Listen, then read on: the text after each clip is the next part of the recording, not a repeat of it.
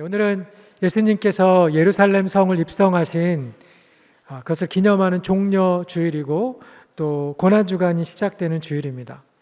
예수님께서 십자가를 지시기 위해서 걸어가신 고난의 길을 묵상하면서 이번 한 주간은 또 특별히 사무엘하 말씀을 여러분들이 읽게 되실 텐데 그 말씀을 읽으면서 하나님의 마음을 조금 더 알게 되고 또 주님께도 한 걸음 가까이 다가서는 그러한 한 주가 되시기를 바랍니다. 자, 주보에 있는 설교 요약을 보시면서 오늘 말씀 들으시기를 원합니다. 지난주 설교에서 우리는 언약궤를 중심으로 껍데기 신앙의 위험성이라는 제목으로 설교를 들었습니다. 언약궤는 여러분 성경 읽으면서 보셨겠지만 많은 어떤 기사와 이적을 이렇게 만들도록 했었던 그러한 내용들을 우리가 성경에 같이 보았었죠. 여리고성을 돌 때도 법궤가 제일 앞에서 돌았었고요. 또 가나안 땅에 이르러서는 가나안 땅을 이제 정벌하러 들어갈 때에 법궤를 메었던 제사장들의 발이 강에 닿았을 때 그 강물이 멈춰지고 이스라엘 백성들이 강을 건너가게 됩니다. 그렇지만 우리가 지난주에 설교에서 들었던 것처럼 하나님의 뜻과 그분의 임재는 아무런 안중에도 없이 그저 언약궤를 하나님 자신 혹은 능력 그 자체로 여겨서 그것을 전장에 가지고 나갔던 이스라엘 백성들은 전쟁에 대패하였고 언약궤를 빼앗겼었죠. 그리고 언약궤가 다시 이스라엘로 돌아오게 되는 과정을 겪으면서 하나님이 어떤 분이신지에 대한 교훈들을 받게 되었습니다. 특별히 언약궤가 돌아온 벳세메스라는 곳에서 그곳에 있었던 사람들이 언약궤를 이렇게 쳐다보는 것으로 인해서 사번마다 조금 차이가 있지만 많은 사람들이 죽게 되어지고 그래서 그 일 이후에 법궤는 기럇 여아림이라는 곳에 살던 레위인 아비나답의 집에 옮겨지게 되었습니다. 그리고 오늘 우리가 읽었던 성경 본문은 그곳에 머물고 있었던 법궤를 옮기는 과정에서 일어난 일들을 배경으로 본문에 등장한 사람들의 이야기들이 나오는데 오늘 이 본문에 등장한 사람들을 우리가 좀 살펴보면서 나의 마음의 자세를 좀 돌아보고 또 하나님을 향한 우리의 예배가 주님이 받으시는 하나님이 기뻐하시는 그러한 예배가 되기를 그런 은혜가 우리에게 시작되기를 바라는 마음으로 여러분에게 하나님 말씀 나누고 싶습니다. 자, 사무엘상 7장 1절과 2절에 보면 궤가 기럇 여아림에 들어간 날부터 20여 년간 있다라고 그렇게 기록이 되어져 있어요. 우리 한번 앞에 있는 성경 같이 한번 읽어보겠습니다. 시작. 기럇 여아림 사람들이 와서 여호와의 궤를 옮겨 산에 사는 아비나답의 집에 들여놓고 그의 아들 엘리야사를 거룩하게 구별하여 여호와의 궤를 지키게 하였더니 궤가 기럇 여아림에 들어간 날부터 20년 동안 오래 있은지라. 이스라엘 온 족속이 여호와를 사모하니라. 자, 여기 지금 20년이 있었다고 기럇 여아림에 머물러 있었다라고 했는데 사무엘상 4장에 보면 이스라엘과 블레셋의 전투가 있었고 그 전투에서 이스라엘이 패하게 되고 또 거기에서 언약궤를 빼앗겼었죠. 그리고 그 언약궤가 블레셋 성읍들을 이렇게 돌아다니면서 7개월 정도를 머문 후에 나중에 벳세메스로 돌아오게 되었고 벳세메스를 거쳐서 기럇 여아림에 머물게 된 시점과 오늘 본문에 우리가 함께 읽었던 언약궤를 다윗성으로 옮기려는 시점에는 약 70여 년의 시간적인 공백이 있습니다. 그래서 아까 읽었던 사무엘상 7장 2절에서 말하는 기럇 여아림에서 머물렀던 20년의 시간은 사무엘로 인해서 미스바에서 시작되었던 이스라엘의 영적 부흥의 배경이 되는 20년, 다시 말해서 사무엘이 사사로 있었던 20년의 시간을 이야기합니다. 그리고 나서 사울 왕의 통치가 40년이 있었고요. 다윗이 헤브론에서 유다 지파의 왕으로만 섬겼던 시간이 7년 반이었고 그리고 통일 왕국이 된 이후에 도읍을 옮겼던 그런 시간들을 도합하면 거의 70년의 시간이 지나가게 됩니다. 그러니까 기한 여아리암에 있었던 70년의 시간이 지난 이후에 다윗이 그 법궤를 다윗성으로 옮겨오려고 했었던 것입니다. 역대상 13장에 보면 다윗이 왜 이 법궤를 다윗성으로 옮기려 했었는지 그 배경을 설명해 줍니다. 우리 한번 같이 읽어보겠습니다. 역대상 13장 1절에 4절 시작. 백부장 그 모든 지휘관과 더불어 의논하고 다윗이 이스라엘의 온 회중에게 이르되 만일 너희가 좋게 여기고 또 우리의 하나님 여호와께로 말미암았으면 우리가 이스라엘 온 땅에 남아있는 우리 형제와 또 초원이 달린 성읍에 사는 제사장과 레위 사람에게 전령을 보내 그들을 우리에게로 모이게 하고 우리가 우리 하나님의 궤를 우리에게로 옮겨오자. 사울 때에는 우리가 궤 앞에서 묻지 아니하였느니라 하매 뭇 백성의 눈이 이 일을 좋게 여김으로 온 회중이 그대로 행하겠다 한지라. 아멘. 자, 다윗은 사울왕 시절에 이스라엘이 하나님의 뜻을 물음 없이 나라를 다스렸다는 사실에 대해서 안타깝게 여겼고, 그래서 이제 그 언약궤를 다윗성으로 옮겨놓기를 소원했던 것입니다. 통일왕국을 이뤘지만 이제 정말 하나님께서 이스라엘을 다스리시는 통치자가 되기를 원했던 것이죠. 자, 그런데 우리가 방금 읽었던 이 역대상 말씀에서 보았던 것처럼 다윗은 지휘관들과 논의하고 그래서 여러 지역에 흩어져 살고 있었던 제사장들과 레위인을 같이 초대했습니다. 초대한 레위인들뿐만 아니라 거기에는 군대 장관이나 여러 관료들도 있었을 것이고 다윗의 자녀들도 있었을 것이고 백성들도 있었을 것입니다. 그래서 모여진 사람의 숫자가 3만 명이었습니다. 전쟁을 치르는 것도 아니고 법궤를 옮기는 그런 일이었는데 이만한 사람이 지금 모집이 되었다라는 것은 이것이 다윗에게 그리고 이스라엘에게 얼마나 중요한 행사였는지를 우리가 가늠해 볼 수 있습니다. 자, 그런데 법궤를 새 수레에 올려서 옮기는 중에 낙원의 타작마당에 이르러서 소들이 뛰게 되었고 법궤가 떨어지는 것을 막으려 했던 웃사가 법궤를 붙들려다가 그 자리에서 죽는 끔찍한 사고가 일어났습니다. 얼마 전 캔사스 시리에서 시리를 베이스로 하고 있는 치프스 팀이 슈퍼볼에서 우승을 한 것 때문에 시에서 퍼레이드가 있었잖아요. 거기에 총기 사고가 일어난 것으로 인해서 사람들이 혼비백산해서 흩어졌던 것처럼 이날 벌어졌던 웃사의 죽음으로 인하여서 많은 사람들도 식겁하면서 흩어졌을 것입니다. 혹시라도 하나님의 그 진노와 심판이 나에게도 미쳐지지는 않을까 염려하면서 그렇게 자기 집으로 돌아갔겠지요. 자, 성경은 다윗이 그 일로 인하여서 그곳 이름을 베레스 웃사라고 그렇게 명했다라고 밝혀주고 있습니다. 왜 다윗이 화가 났을까요? 다른 일도 아니고 하나님의 법궤를 모셔드리고자 하는 그 일에 이렇게 많은 사람들이 모였는데 어떻게 이런 일이 벌어질 수 있는가? 어떻게 주님이 나에게 이렇게 하실 수 있는가? 그렇게 화가 났었던 것이죠. 다윗이 통일 왕국의 기틀을 마련하기 위해서 나라가 지금 안정되고 했었던 일이 법궤를 모셔오려고 했었던 참 하나님 보시기에는 참 귀중한 일이고 그 동기와 목적은 좋았습니다. 자, 그러나 그것을 실행하려고 하는 과정과 방법이 옳지 않았음을 이 사건을 통해서 하나님은 말씀하고 싶었던 것입니다. 자, 오늘 본문의 6장 7절 말씀 한번 같이 읽어보도록 하겠습니다. 같이 읽겠습니다. 시작. 여호와 하나님이 웃사가 잘못함으로 말미암아 진노하사 그를 그곳에서 치시니 그가 거기 하나님의 궤 곁에서 죽으니라. 성경은 웃사가 법궤를 만진 것을 웃사가 잘못한 것으로 말미암아 하나님이 진노하셔서 그를 치셨다라고 기록하고 있습니다. 여러분, 웃사가 잘못한 것은 무엇이었을까요?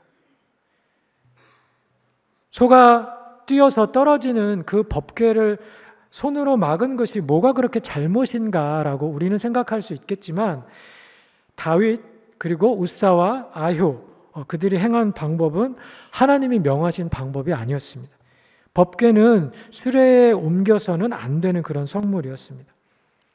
자, 오늘 본문을 통해서 하나님께서 우리에게 주시는 첫 번째 메시지는 하나님이 원하시는 방식으로 섬겨야 한다라는 것입니다. 주보의 설교 요약에 나와 있는 그 밑줄에 하나님이 원하시는 방법으로 섬겨야 한다.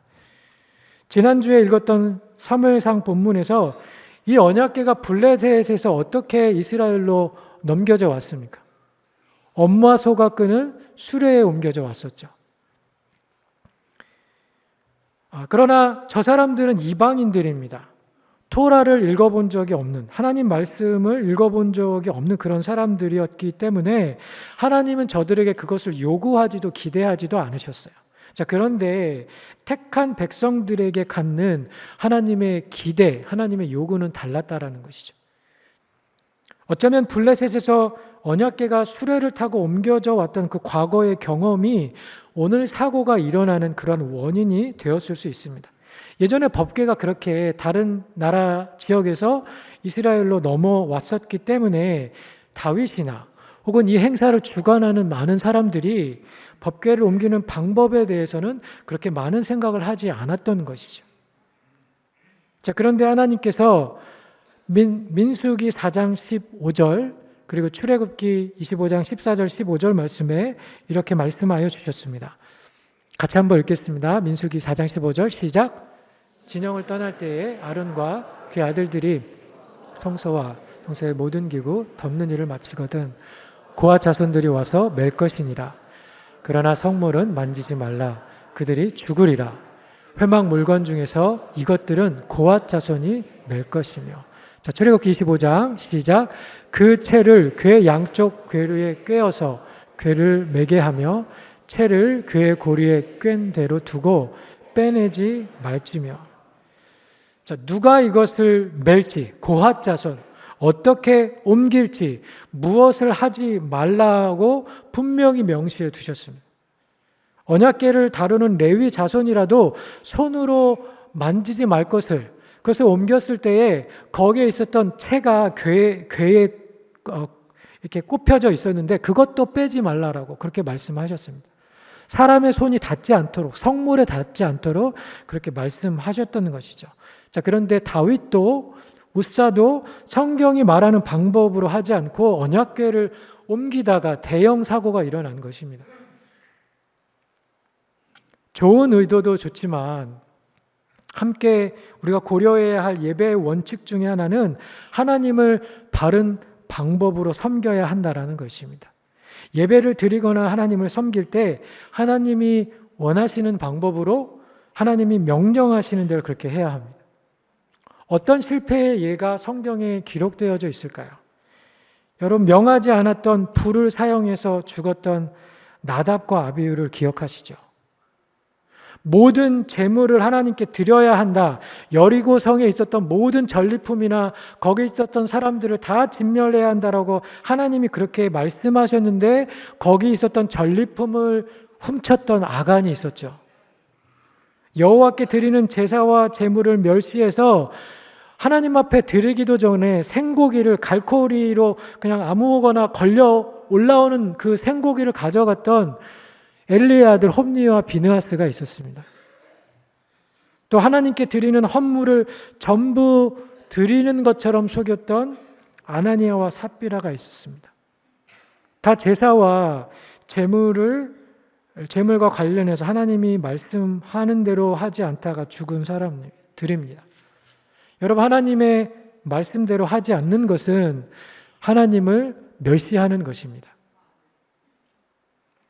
우리가 하나님께 드리는 예배를 결코 가벼이 여길 수 없는 이유입니다. 하나님께 드리는 예배, 우리 신앙생활은 놀이생활이나 취미생활 하는 것처럼 내 마음대로 하는 것이 아니라는 것이죠. 여가활동 하듯이 하고 싶으면 하고 안 하고 싶으면 안 하는 그런 기호사항이나 첨가사항이 아니라는 것입니다. 예배는 하나님이 기대하시고 원하시는 방식으로 드려야 하고 그러한 내용들이 있어야 하고 마음과 정성을 다해서 드려야 하는 것이고 그리고 생명을 드리는 것처럼 그렇게 하나님 앞에 드려야 하는 것입니다. 그것이 오늘 베레스 우사를 통해서 하나님께서 우리에게 요구하시고 기대하시는 바입니다. 우리가 얼마 전에 읽었던 사사기 말씀의 가장 중심이 되는 구절이 무엇이었습니까? 이스라엘의 왕이 없으므로 사람들이 자기 소견에 오른 대로 행하였다라고. 예배를 드리는데도, 하나님을 믿는데도 여러분, 하나님은 과거나 현재나 미래에도 여전히 동일하신 하나님이십니다. 하나님께서 모세를 통하여서 하나님의 율법과 계시를 주시고 그 말씀들이 이스라엘 백성들에게 자자손손 전해지도록 그렇게 말씀하여 주셨는데, 저들은 자기 방식대로, 자기들이 원하는 대로, 자기들이 편한 대로 그렇게 하나님을 섬겼다라는 것이죠. 그러다가 죽음을 맞이하게 되었습니다. 신앙은 열심보다 더 중요한 것이 어떻게 주님을 섬기고 예배할 것인가라는 것입니다. 내 식대로가 아니라, 내가 편한 대로 하는 것이 아니라 주님이 원하시는 대로 예배드리고 섬겨야 하는 것이죠. 예배의 중심이 내가 아니라 하나님이심을 기억하며 하나님을 중심으로 하는 예배를 올려드리는 저와 여러분들 되시기를 예수님의 이름으로 축원합니다. 자, 통일 이스라엘의 중요한 행사였던 법궤를 옮기는 일이 우사의 죽음으로 인하여서 불명예스러운 일이 되고 나서 다윗은 여호와를 두려워하여서 법궤를 다윗성으로 가져가지 못하고 그 법궤가 가드 사람 오벳에돔의 집으로 가게 되었습니다. 오벳에돔의 이름은 에돔의 예배자, 에돔 신의 예배자, 에돔의 종이라는 뜻입니다. 어떤 학자들은 이 사람이 가드 출신의 사람이었고 이 사람의 이름도 이방신을 섬기는 그러한 이름을 가지고 있었기 때문에 이 사람이 이방인이었을 것이다라고 그렇게 이야기를 합니다. 그래서 다윗이 법궤를 다른 사람의 집에 보내지 않고 오벳에돔의 집에 보낸 것도 그가 이방인이었기 때문에 혹시라도 있을지 모르는 하나님의 저주가 이스라엘 사람의 집에 임하기보단 이방인의 집에 머물게 하기 위함이었다, 이렇게 이야기합니다. 자, 그런데 또 다르게 이야기하는 성경학자들도 있습니다. 자, 여기 가드 사람 오벳에돔이라고 하였는데 여기 말하고 있는 가드는 블레셋의 가드가 아니라 단지파나 므낫세 지파에 있었던 림몬 가드라는 그런 지역이 있었는데 그 지역 출신의 사람이었을 것이다. 그리고 무엇보다 오늘 사무엘하 6장 그리고 역대상 13장에 소개되어 있는 오벳에돔이 역대상 26장에 소개되어 있는 레위 지파 고핫의 자손이었던 오벳에돔과 동일인으로 그렇게 보는 것입니다. 저도 이 해석이 맞다라고 그렇게 생각이 됩니다. 아무리 법궤를 옮기다가 사람이 죽었다고 다윗이 그 법궤를 이방인의 집으로 옮겼다라고 그렇게 생각이 되지 않거든요. 자, 역대상 13장 13절 14절 말씀 한번 같이 읽어보겠습니다. 시작. 궤를 옮겨 자기가 있는 다윗성으로 메어드리지 못하고 그 대신 가드 사람 오벳에돔의 집으로 메어가니라. 하나님의 궤가 오벳에돔의 집에서 그의 가족과 함께 석 달을 있으니라. 여호와께서 오벳에돔의 집과 그의 모든 소유에 복을 내리셨더라. 아멘. 우리가 오늘 읽었던 성경 본문 사무엘하 6장에 있는 본문보다 조금 더 구체적으로 오벳에돔이 받았던 복에 대해서 이야기하고 있습니다. 그의 집과 그의 모든 소유가 복을 얻었더라. 그래서 역사가였던 요세푸스는 이 구절을 해석하면서 오벳에돔의 집이 원래 가난했었는데 그 짧은 기간 동안 큰 부자가 되었다라고 그렇게 기록하였습니다. 뿐만 아니라 역대상 26장 5절에서 8절 그리고 15절에 보면 오벳에돔이 받았던 복의 내용을 조금 더 상세하게 성경이 기록합니다. 우리 같이 한번 읽겠습니다. 시작. 이는 오벳에돔에게 복을 주셨습니다. 그의 아들 스마야도 두 아들을 낳았으니 그들이 조상의 가문을 다스리는 자요 큰 용사라. 스마의 아들들은 오드니와 르바엘과 오벳과 엘사밧이며 엘사밧의 형제 엘리후와 스마가는 능력이 있는 자이니 이는 다 오벳에돔의 자손이라. 그들과 그의 아들들과 그의 형제들은 다 능력이 있어 그 직무를 잘하는 자이니 오베데돔에게 난 자가 62명이며 오베데돔은 남쪽을 뽑았고 그의 아들들은 곳간에 뽑혔으며. 자, 역대상 26장에 있는 두 군데에 있는 말씀을 저 여러분이 같이 읽었습니다. 자, 다윗 당대에 오벳에돔 가문에서 이 출신에서 62명의 문지기가 나왔다라고 성경이 기록하고 있습니다. 자, 여러분, 한 가문에서 이렇게 많은 사람의 숫자가 나왔다라는 것은 우리가 주목해서 보아야 할 일입니다.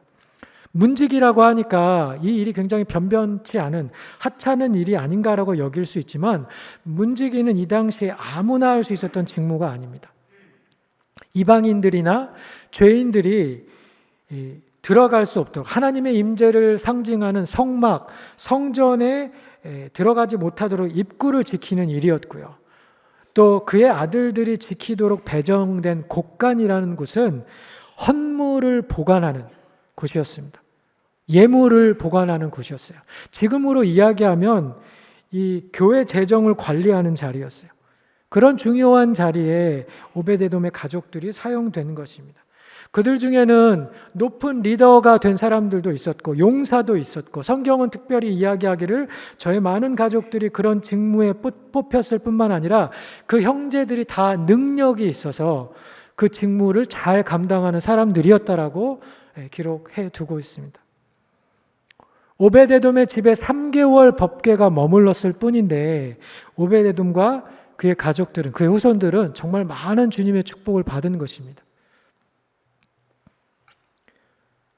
설교 처음에 제가 설명드렸던 대로 벳세메스 그 사건 후에 법궤가 아비나답의 집에 70여 년간 머물러 있었다라고 말씀드렸습니다.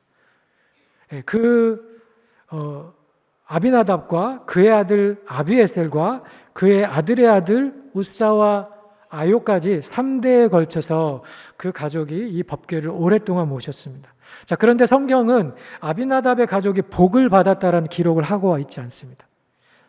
반면에 3개월 법궤가 머물렀던 오베데돔의 가족 이야기는 굉장히 자세히 기록하고 있습니다.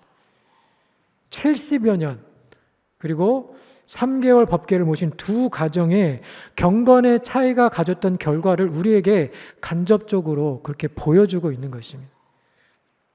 아비나답의 자손들, 저들이 법궤에 대해서 조금만 더 공부했었더라면, 아니 법궤에 대한 경외감이나 하나님을 섬기는 바른 지식과 태도를 가지고 있었더라면 저들은 법궤가 수레에 옮겨졌을 때 이렇게 옮기면 안 된다라고 그렇게 말을 했었어야 합니다. 그런데 저들은 레위인들이었는데도 불구하고, 제사장이었는데도 불구하고 율법의 그런 내용을 전혀 알고 있지 못했던 것이죠. 성경이 아비나답과 그의 아들 엘리에셀과 그리고 아요와 우사가 어떻게 하나님을 섬겼는지에 대해서 우리에게 구체적으로 말하고 있지는 않지만 아마도 저들은 오랜 시간 자기 집에서 법궤가 지금 머물러 있으면서 하나님에 대한 경외감을 상실했던 것이 분명합니다. 그 증거가 바로 오늘 우리가 읽었던 사무엘하 6장 7절에 있는 말씀입니다. 하나님은 우사의 잘못함으로 인하여서 분노하셨고 그를 치셨습니다. 언약궤를 수십 년간 집에 모시고 살았던 우사에게 언약궤는 분명 낯이 있고 굉장히 친숙한 물건이었을 것입니다. 어쩌면 자기 집안의 갑옷처럼 그렇게 생각했을지도 모르겠습니다. 그래서 이 수레의 법궤가 흔들려서 떨어지려고 하니까 아무런 주저함 없이, 아무런 경외감 없이 그냥 무슨 물건 만지듯이 자연스럽게 손을 뻗어서 그것을 붙잡았던 것이죠. 그런 우사의 모습에 하나님은 하나님의 거룩이 침해당한 것처럼 생각하셨고, 그가 하나님을 향해서 바른 태도를 갖지 않으신 것에서 진노를 발하셔서 그를 심판하십니다. 단순히 그가 성물에, 아까 우리가 읽었던 그 말씀에, 민수기 말씀에 성물에 손을 대지 말라, 죽을 것이다 그렇게 말씀하셔서 그렇게 심판하셨을 수도 있지만, 아마도 오랜 시간 법궤를 대하면서 하나님에 대한 경외감을 상실했던 그의 무신앙, 법궤에 대한 그 익숙함으로 인해서 무덤덤해졌던 그의 경건치 못함에 대해서 하나님이 손을 대셨던 것이죠. 한 가지 더 살펴보기 원하는 것은 법궤가 떨어지는 것을 손으로 막으려고 했었던 웃사의 행동에 깔려 있었던 기본 생각입니다. 아까 말씀드렸던 것처럼 수십 년을 자기 집에서 보았습니다. 그러면서 그의 마음 가운데 나만큼 법궤를 잘 아는 사람이 없어 라는 그런 생각이 있지 않았겠습니까? 내가 적임자야. 내가 이 법궤를 옮길 수 있는 적임자야. 내가 전문가라는 그런 생각이 있었을 것입니다. 아까 말씀드렸던 것처럼 그날 거기에 운집했던 사람들의 숫자가 3만 명이었습니다. 여러분 3만 명이 모여지어 있는 그런 어떤 사람들 앞에서 무언가를 해보신 경험이 있으십니까? 여기 오늘 예배당에 모이신 성도님들 한 600명, 700명 정도 될 텐데 이 앞에서 기도하시는 것도 굉장히 부담스러워 하시잖아요. 그런데 3만 명이란 사람들이 모여서 이 법궤를 옮겨가는 그 장면들을 다 바라보고 있어요. 그 행사의 중심에 수레에 새로 만들어진 그 수레에 지금 법궤가 옮겨져 가고 있는데 웃사의 마음에는 이런 우쭐한 마음이 들지 않았겠습니까? 나 이 정도로 중요한 사람이야. 내가 얼마나 대단한 존재인지 그런 생각들을 했을 수 있다라는 것이죠. 그런데 갑자기 소들이 뛰고 법궤가 움직이면서 내가 저것을 보호해야 한다. 내가 저것을 막아야 한다라는 생각에 그 법궤를 잡은 것입니다. 그런데 여러분 법궤가 정말 웃사의 보호가 필요한 그런 물건입니까? 하나님 그걸 막으실 수 없으신 분이신가요? 내가 하나님을 보호해야겠다. 혹은 내가 보호할 수 있다.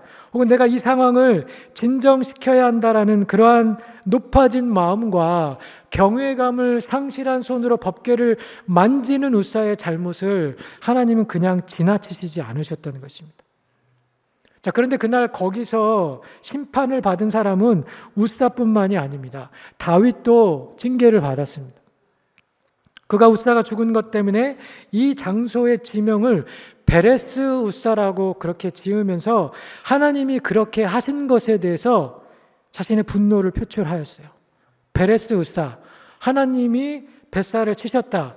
벳살을 어게인스트 하셨다. 벳살을 웃사를 대적하셨다. 그렇게 이야기했습니다. 그런데 웃사의 이름의 뜻이 무엇이냐면 힘, 능력, 위엄이라는 뜻입니다. 하나님께서 힘을 치셨어요. 능력을 치셨습니다. 그 자격을 치셨습니다. 하나님의 행사의 중심에서 자신의 우쭐함을 과시하면서 전문가임을 자처했던 웃사뿐만 아니라 그 인원을 3만 명이나 모집하면서 이 행사를 치르면서 한층 마음이 높아져 있었던 다윗의 교만도 함께 치시는 것입니다. 다윗이 분노했다라는 사실이 그 교만함의 증거예요. 내가 이래도 왕인데, 내가 지금 3만 명이라는 사람을 모았는데, 내가 이 행사를 준비하기 위해서 얼마나 많은 노력을 기울였는데 하나님이 어찌 이 좋은 일을 망치십니까?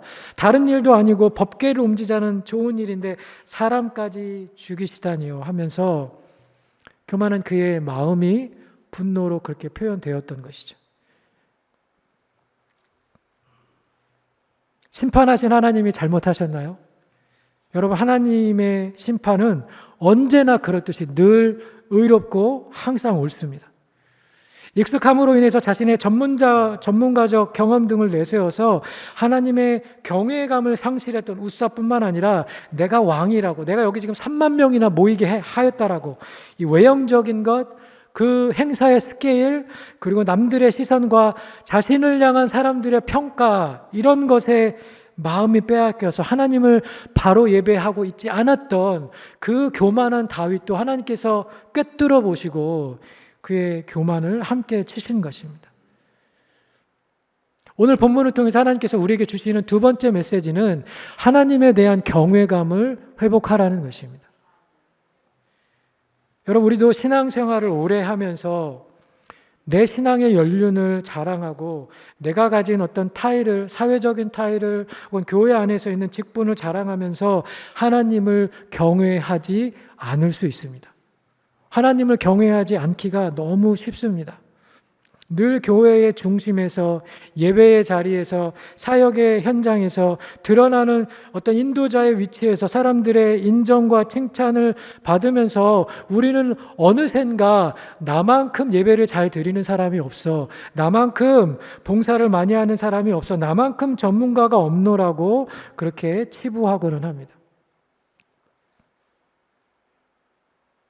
교회에 오래 다닌 사람일수록, 신앙생활을 오래 한 사람일수록, 봉사를 더 많이 한 사람일수록 더욱 그러기가 쉽습니다.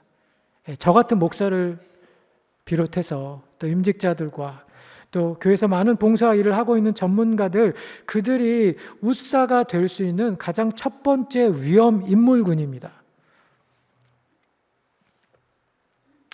말씀을 들으면서 나는 봉사하지 않으니까 나에게는 적용되는 부분이 없네 라고 그렇게 생각하실 분들이 혹시 있을지 모르겠습니다. 그런데 여러분, 우리 모두가 다 그런 위험성을 가진 사람들입니다.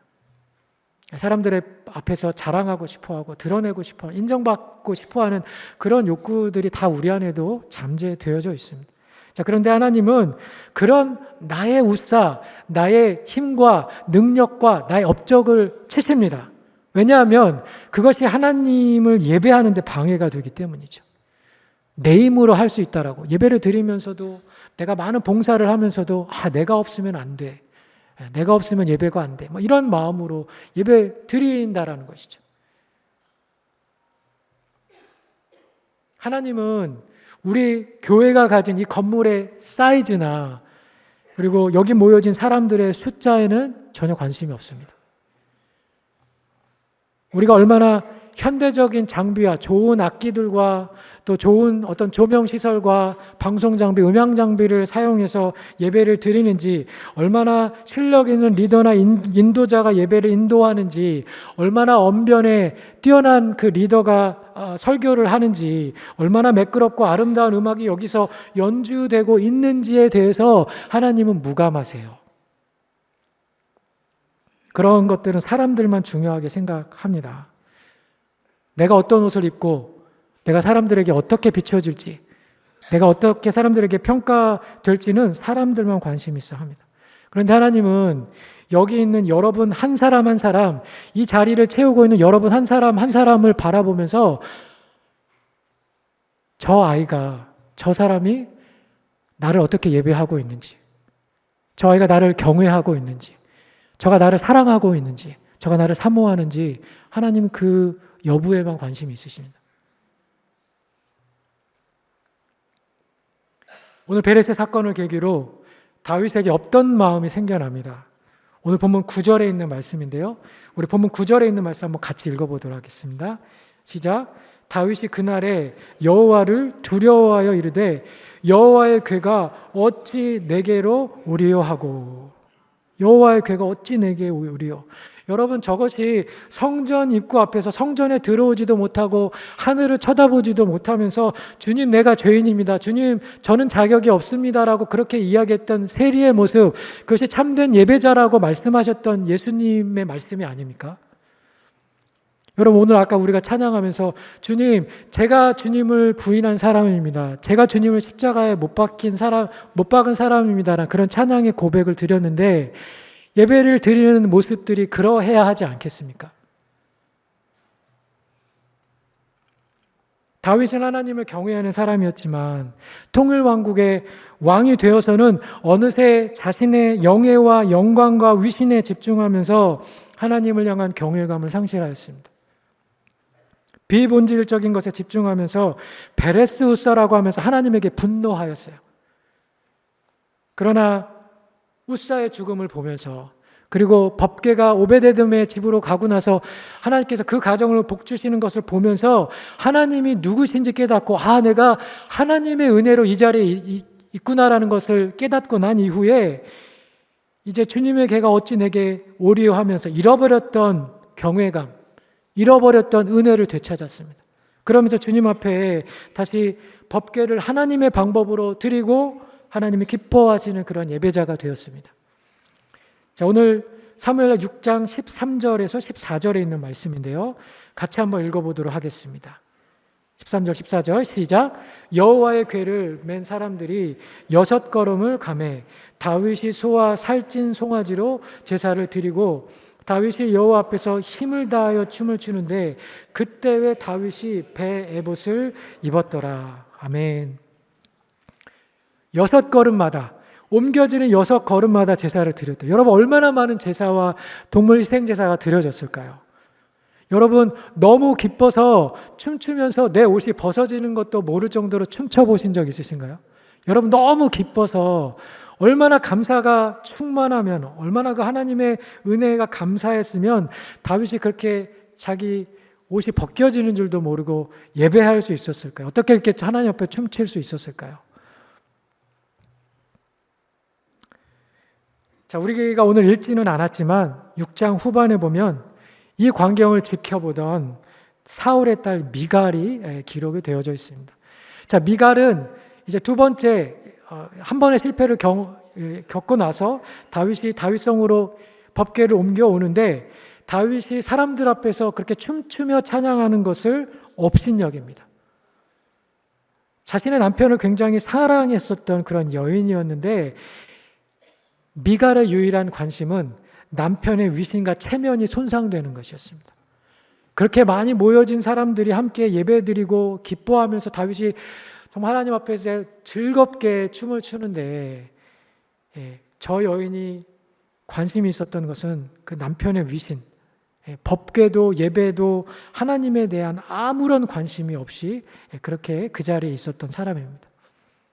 여러분은 어떤 예배자이십니까? 여러분은 웃사이신가요? 아니면 미갈인가요? 교만했던 다윗인가요? 아니면 이제 변화되고 나서 어찌 하나님의 궤가 나의 집에 올 수 있겠습니까? 내가 있는 성에 올 수 있겠습니까? 그렇게 하나님의 은혜를 기억하면서 예배하시는 그런 예배자이십니까? 베레스 웃사는 분명히 아프고 고통스러운 경험이지만 그 경험을 통해서라도 우리의 예배가 회복될 수 있다면 그것은 차라리 고통이 아니라 축복이 될 수 있습니다. 하나님은 나의 웃사를 넘어뜨려서라도 우리에게 진정한 예배 받기를 원하십니다. 바라기는 하나님이 우리를 대적하고 치시는 그러한 일 없이 그런 일을 우리가 겪지 않고서도 하나님을 향한 경외감이 내 삶에 회복되어지기를 간절히 예수님의 이름으로 축원합니다. 우리가 하나님을 두려워하는 사람, 하나님의 은혜를 잊지 않고 감사하는 저와 여러분이 되기를 예수님의 이름으로 축원드립니다. 자, 마지막으로 우리가 한 가지 더 오베드에돔에 대해서 생각해 보기 원하는데요. 아까 말한 대로 웃사가 죽고 모여졌던 3만 명의 인원이 다 흩어져서 자기 집으로 돌아가는데 거기에 남겨져 있었던 것이 있었죠. 법궤가 있었습니다. 자, 여러분, 이 무섭고 두려운 물건을 누가 가져가기 원할까요? 이 행사를 기획했던 다윗도 두려워서 하나님이 자기를 치실까 봐 두려워서 그것을 가져가지 못했습니다. 이 일 때문에 화가 나기도 하고 하나님의 심판이 두려워서 그것을 가져가기 두려워하는 다윗이었지만 다윗은 자기는 가져가기를 원치 않으면서 그것을 강제적으로 오베데돔의 집에 가져가도록 그렇게 명령하지는 않았을 것 같습니다. 아마도 오베데돔이 자원해서 가져가지 않았을까 저는 그렇게 생각이 되는데 어쨌든 성경이 무엇라 이야기하냐면 10절에 보면 다윗이 그것을 오베데돔의 집으로 메어갔다라고 그렇게 이야기하고 있어요. 자, 그 말은 왕이 허락을 해야 결국 법궤가 옮겨질 수 있지 않겠습니까? 그래서 왕이 그렇게 말했기 때문에 그렇게 말했을 수도 있고 다윗의 명령으로 그렇게 했을 수도 있습니다.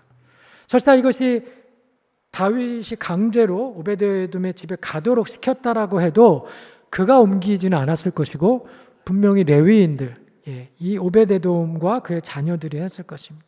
중요한 것은 오베데돔과 그의 가족이 자기의 목숨을 담보로 이것을 했다라는 거예요. 아무도 가져가지 않으려고 했었던 그것을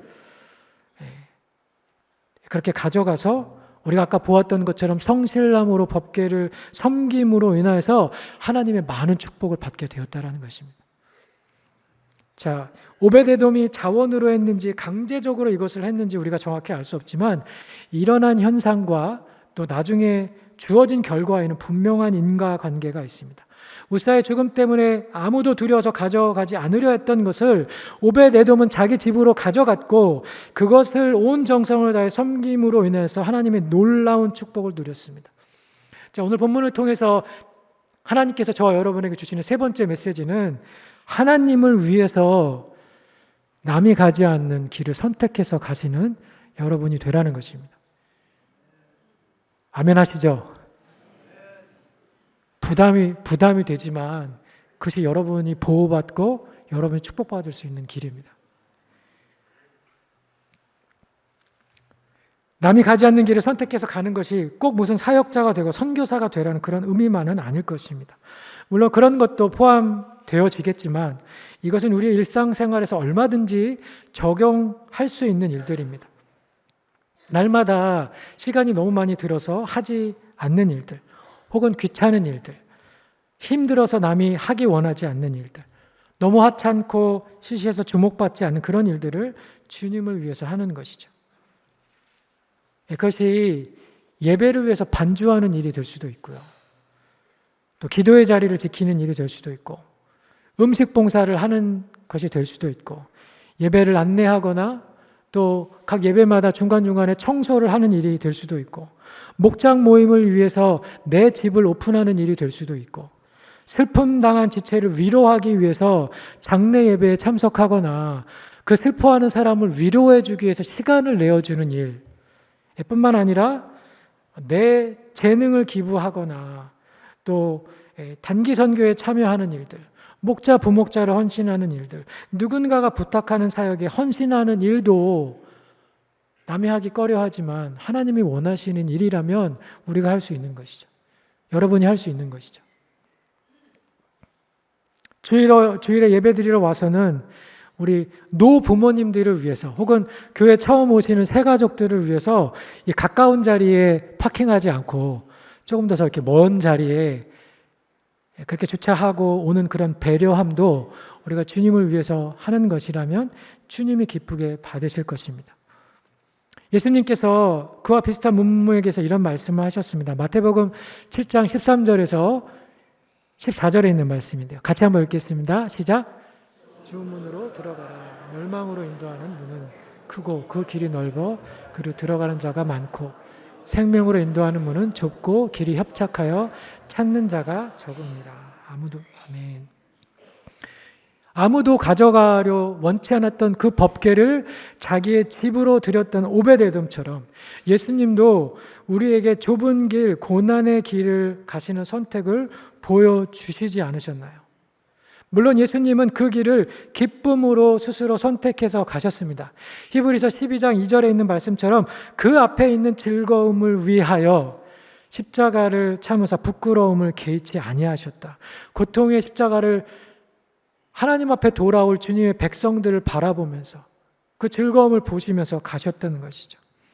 여러분, 세상 사람들은 성공하기 위해서 혹은 자신이 남보다 탁월하고 내가 얼마나 특별한 사람인지를 보여주기 위해서 남이 가지 않은 그러한 길을 걸어가려고 합니다. 물론 그렇게 가다가 고생하기도 하지만 운이 좋으면 남이 가지지 못한 부와 영성을 얻기도 하죠. 남이 가지 않은 블루오션 지역을 가려고 합니다. 자, 그러나 우리가 선택해서 가야 할 십자가의 길은 세상의 성공을 위한 길이 아니라 거기에는 고통스러운 고난의 길일지라도 하나님의 영광이 보장되어져 있는 길입니다. 주님이 인정하시는 길이요, 주님이 기뻐 받으시는 삶의 예배가 있는 그러한 길입니다. 오늘 칼럼에도 적은 것처럼 여러분, 주님을 위해서 남이 가지 않는 길을 선택해서 가실 수 있는 그러한 믿음의 사람들이 되시기를 바랍니다. 이번 주간 고난 주간 한 주간 동안 여러분 하나님을 위해서, 이웃을 위해서 내가 이전에 해보지 않았던 그런 일들을 한번 시도해 보시면 어떨까요? 새로운 방식으로, 새로운 모습과 자세로 하지 않았던 그런 사역에 한번 참여해 보십시오. 드려보지 않았던 방식으로 하나님을 한번 예배 드려보십시오. 드려보지 않았던 그런 금식에 한번 참여해 보십시오. 그러한 숙제를 하면서 말씀을 실천하는 가운데에 우리의 경외감이 회복되어져서 우리의 예복이 회복되어지고, 그래서 하나님이 기뻐 받으시는 그러한 예배자가 되는 은혜가 저와 여러분에게 임하시는 그런 한 주가 되기를 예수님의 이름으로 축원합니다. 기도하겠습니다. 하나님 아버지, 오늘 말씀을 통하여서 미련한 저희들, 어리석은 저희들 다시금 주님의 말씀으로 깨닫게 하여 주셔서 감사합니다. 우리가 주님을 더욱더 알기 원합니다. 주님을 알기 원하는 것은 우리가 하나님이 원하시는 대로 주님을 예배하기 원함입니다. 주님을 섬기기 원함입니다. 주님, 우리 안에 은혜로 시작하였는데 언제부터인가 내가 주님 앞에 자격이 있는 사람인 것처럼, 나의 업적인 것처럼, 나만큼 전문가가 없노라고 경외감이 상실되어서 교만했던 웃사와 다윗처럼 하나님을 예배하고 있지는 않은지 이 시간 우리로 깨닫게 하시고 우리의 예배 자세를 하나님 고칠 수 있도록, 회개할 수 있도록 인도하여 주옵소서. 감사드리며 모든 말씀 예수님의 이름으로 기도합니다.